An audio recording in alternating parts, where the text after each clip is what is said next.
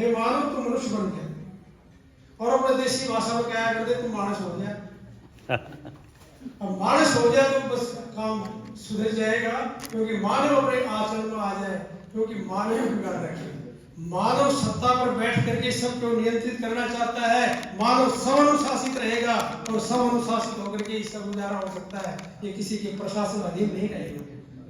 क्यों किसी भी जगह आप देखते हैं घर के अंदर हमारे को शासन करने आता है। जब एक घर सब अनुशासित है तो सारे घर मिलकर के सब अनुशासित रह सकते हैं।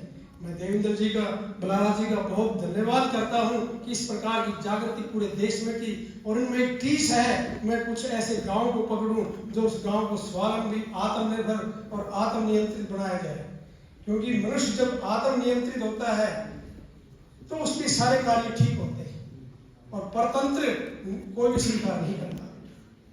तो आज अधिक न कहते हुए समय थोड़ा ज्यादा होता जा रहा है।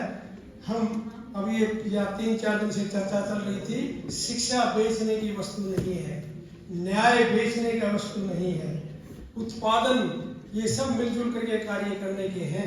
अकेले का इस संसार में कोई कार्यक्रम नहीं है। सह अस्तित्व परम सत्य है। अकेली एक कोशिका क्या करेगी, अकेला एक परमाणु क्या करेगा, ये सारे मिलकर के शरीर के अंदर कितना सुंदर कार्य करते हैं। इसमें परमाणु भी हैं, कोशिकाएं भी हैं, और शरीर मिलजुल के कार्य करता है तो ये शरीर ठीक रहता है।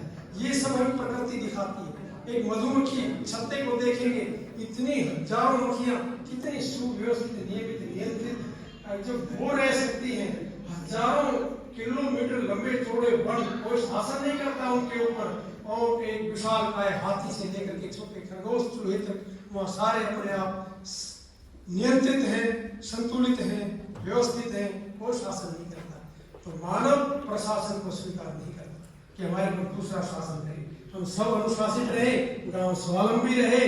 और दूसरा वाक्य आया, वसुधैव कुटुम्बकम, सारा संसार अपना परिवार बन जाए।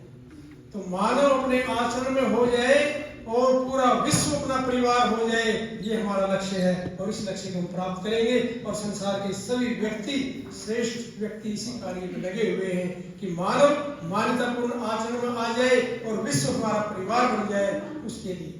तो ये लोगों ने कंट्रोल करना शुरू कर दिया, धन संपत्ति जमीनों को हड़पना शुरू कर दिया, और हड़प करके उसके मालिक बनने जा रहे हैं। कोई मालिक नहीं है।